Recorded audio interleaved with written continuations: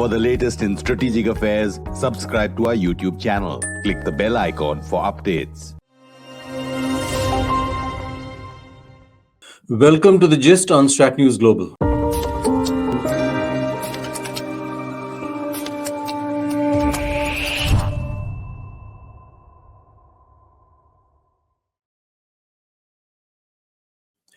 Good evening, I'm Surya Gangadharan and welcome to another edition of the Gist. As many of you are aware, Nepal has seen 15 years since the end of the monarchy. There was a constituent assembly which abolished the monarchy and paved the way for Republican federal government. Obviously, secularism became a guiding principle for them, and that continues to this day. But in the last few weeks, we've seen an upsurge of rallies in Kathmandu, the capital, which are apparently has the tacit support of the former King Gyanendra. We don't know exactly where these rallies are going or how strong the monarchical groups are that want a return of the monarchy. But clearly, it's a turning point. It seems to be another turning point in Nepal's politics. I have with me in Kathmandu Prithvi Shrestha. He's a senior journalist with the Kathmandu Post, and we're going to talk to him about what's going on in Kathmandu and is it really the return of the king? Prithvi, thank you and glad you could spare some time for us. Thank you. Thank you for having me, sir. Yeah. Prithvi, As you, um, yeah, yeah. let me ask you a straight question. Is there a lot of nostalgia among people for the monarchy, given the fact that in the last so many years, Nepal has seen a lot of political turmoil and confusion? In my view, I think it is not so much nostalgia about the monarchy, but there is somewhat some nostalgia about the Hindu state because the Nepal has 81% of Hindu population as per the recent population census, and there is when the when there was people's opinion was taken before the constitution was promulgated. There was a strong advice that Nepal should not go for secularism from the people, but political parties had the agenda about secularism. So they went for secular. They adopted the secular constitution. That's why there are forces. Many people, their sentiments have been hot because Nepal has become a secular state. But in terms of monarchy, because monarchy also does not have such a big example that it was better than other political forces. That's Yeah. why obviously there is a certain nostalgia among the pro-monarchy forces who had benefited from the monarchical system in the past. But among the masses, I don't think and I don't observe that such nostalgia.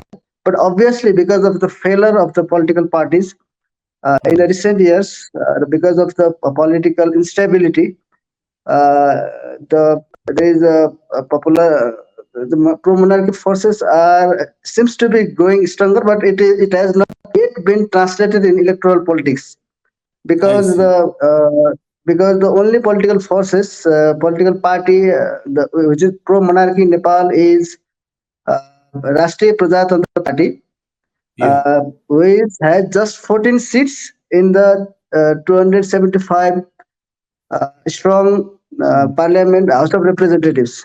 So we cannot assume that the pro-monarchy forces are stronger.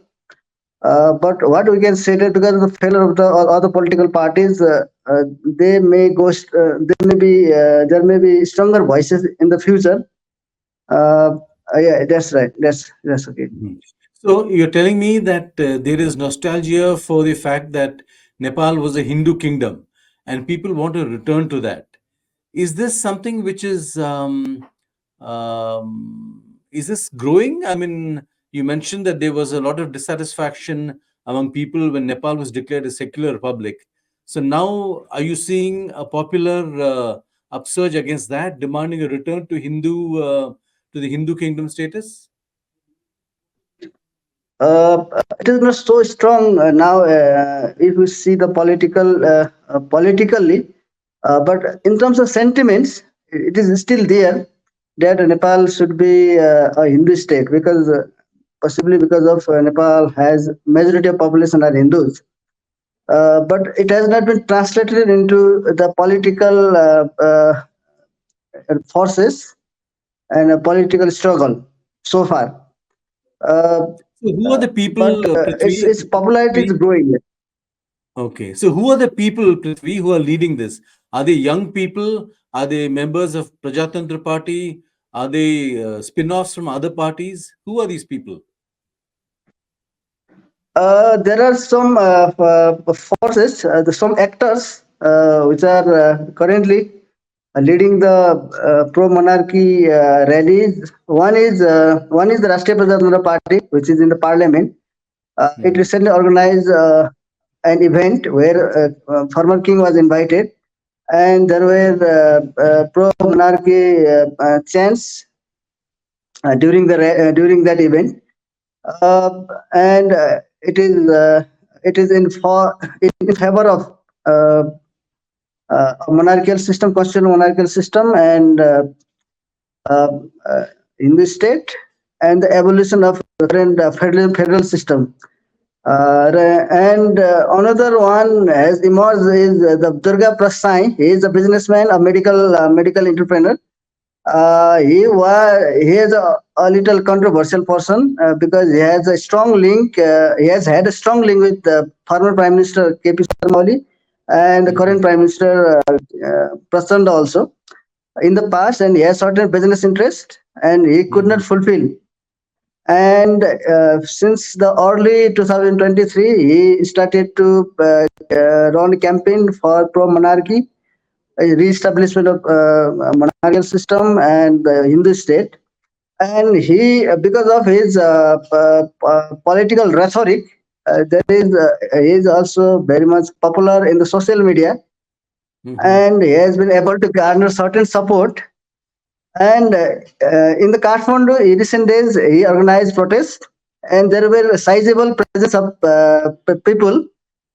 And it is somewhat it also signifies a warning to the established political forces here.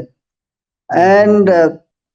he also not only because of the people are coming in the protest because of they are pro monarch, but he had other socioeconomic agenda like he wants the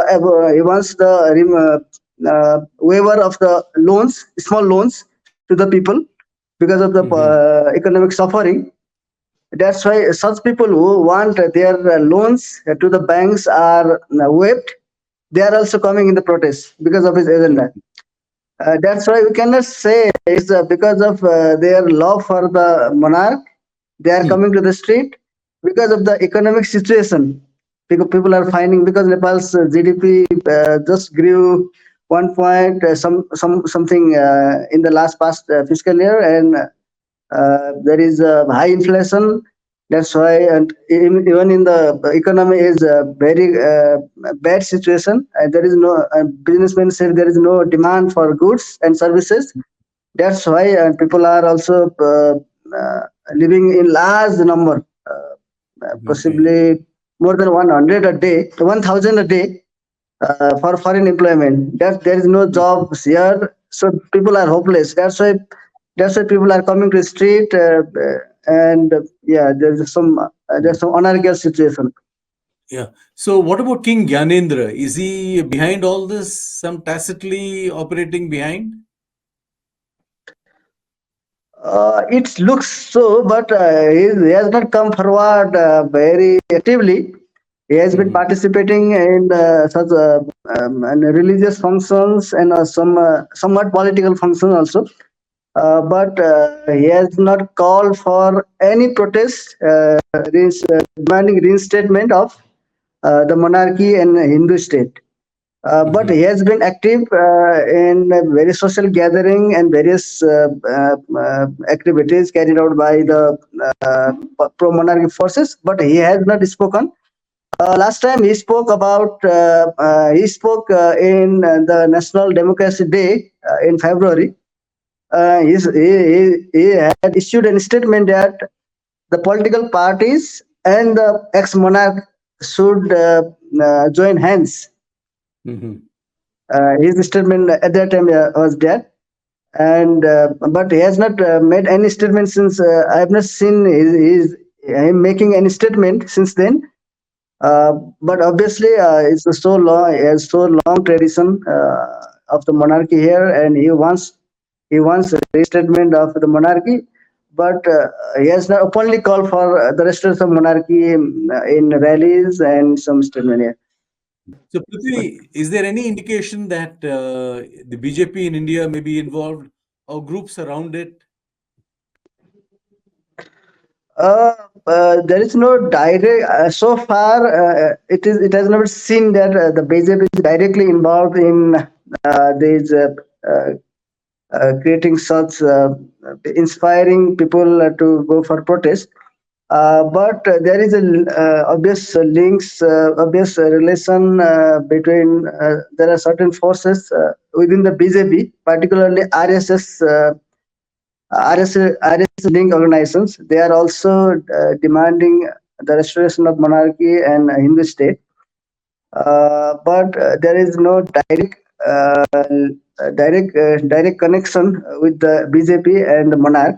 But what we have seen in the recent years that the former Gyanendra and Yogi Adityanath Mhm. had a good, I think, good relation because they have met several times in 2016 when Adityanath was here in Kathmandu in the big Hindu event here organized in Pashupati area, that he has called for re-establishment of restoration of monarchy and Hindu state. Okay. And King Gyanendra, former King Gyanendra, has also making religious tour in India, various religious places. Mhm. Even during the COVID-19, he had toured the Haridwar, and Mhm. in the recently he met with Yogi Adityanath in Lucknow in May. That's why even Yogi Adityanath has a very good relation with ex-king. Even Mhm. in 2006, when Nepal's restated parliament decided to go for secular state, at that time also he had written in a booklet, Yogi Adityanath had written in a booklet that the Nepal had done very bad thing. It's an Mhm. unfortunate decision to go for secularism. So there is certain affinity between them, but we have not seen open call from the any BJP elements, any BJP leaders to go for Hindu state and the uh, re-establishment of monarchy. Mhm. How are the ruling party reacting to this? The Maoists, how are they reacting? And how is the Congress also seeing this? The Nepali Congress. I think there is a unity among the major political forces to maintain the status quo Okay. at the moment. There are obviously they reacted that the government reacted to the protest in Kathmandu that they restricted to organize protests in certain central area of Kathmandu Mhm. and let them some Kathmandu some outside the ring road area of Kathmandu. They let them to organize protests, but not they let them to come inside the inner city. They didn't let them to. And also, some government some issued prohibited zones inside the Kathmandu. I think it's somewhat harass for the to harass to decide decide the prohibited area.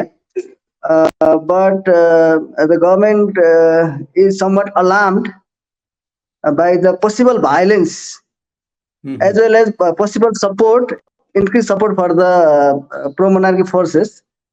When it comes to the Nepali Congress, which is also ruling party, there is a group, there is a camp which wants pro, which wants a Hindu state in the country. But what their leaders say that immediately they don't want to change the constitution because it may be if you change the constitution now for one thing it may open the Pandora box.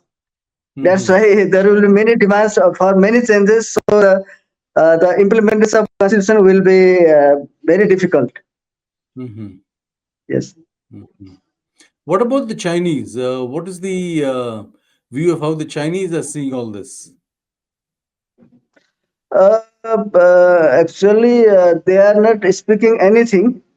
I think they are silent, and there are those who are close to the China are many of them are pro-monarchist, but China itself has not spoken, and that's why they are for now they are mum over it. So tell me, They are not let's showing look any at. hands. I see, I see. Yeah. So let's look at this current ruling coalition of the Congress and Prachand's Maoists. Is it functioning well? Is it stable? I think because of they have the power sharing agreement. As long as they are committed to the power sharing agreement, I think this government will prolong. But you cannot if anarchic situation arises, anything can happen. But at the moment, I don't think that there will be any change in the government. And is Prachand going to serve 2.5 years and then Dioba serve another 2.5 years? Is that part of the agreement? The different leaders, different political parties leaders had different interpretation. A leader said, a leader of Scipion Unified Socialist told me that it is the agreement 2 years for Prachanda and 1.5 years, and 1.5 years for former Prime Ministers Madhav Nepal and former Prime Minister Sherbar Dewa. In the middle of the Madhav Nepal will become Prime Minister. Then in the lastly, Sherbar Dewa again will be Prime Minister. It is the agreement. They had tacit understanding of such power sharing. But some say that it's 2 plus 1 plus 2 formula. 2 years plus 1 year plus 2 years. So it has not. They have not made clear what is the power sharing. But all the leaders agree that there has been power sharing agreement. But what is the power sharing? They have not divulged yet. And assuming everything, if Prachand refuses to step down, then possibly his government also collapses. Yeah, obviously. Then obviously that is possible. And is the assessment that the government is functioning well? Is it delivering anything at all? No. That's why there is a lot of frustration about the performance of the government. There is a lot of frustration. There's a protest being organized, and people are coming to the streets. Not because of they are pro-royalist, pro-monarchist, because of the frustration about the performance of the current government. Yeah. So Nepal's economic problems remain. These remain unaddressed. Yeah. Obviously, since the political change, there was some aspiration that the country would go to the right direction, and there will be some socioeconomic development. That could not happen. After 2017 election, there was a hope that the political stability will be achieved because of the communist had secured very good majority, and there will be the government for 5 years, but the communist alliance collapsed. And also there was instability, and now the people's mandate is very fragmented. So yeah, there is a concern for political stability here. That's why people are hopeless, and many people are. Nobody wants to stay in the country. Those who don't have a jobs want to go to abroad for jobs, and students don't want after they complete high school. They don't want to stay here, and then here colleges have uh, are struggling to fill their vacant seats, student quota seats, because people are migrating. People are going to other countries for study. They are Yeah. hopeless. That's why political and economic situation is very bad here. So, last question, is the blame being made on India? That India is also responsible for this mess? Yeah, during the rally, the pro-monarchist leaders are saying that because political change happened because of the 12-point agreement signed in New Delhi. Mm-hmm. That's why it is the result of they are building such narrative. Whether it is true or false, they are trying to build such narrative because the constitution was the result of external interests. Intervention, yeah. It was brought to solve the external interest. That's why it is not pro people. That's why it has to change. It needs to be changed. So they are blaming the extra influence of India behind the current political change. So it would seem the more things change in Nepal, the more they remain the same. Prithvi Shrestha, it's a pleasure talking to you. Thank you for that perspective and insight. Thank you very much. Thank you very much. That's all we have for you on this edition of The Gist. Do subscribe to our YouTube channel, follow us on social media. Thank you very much. Good night.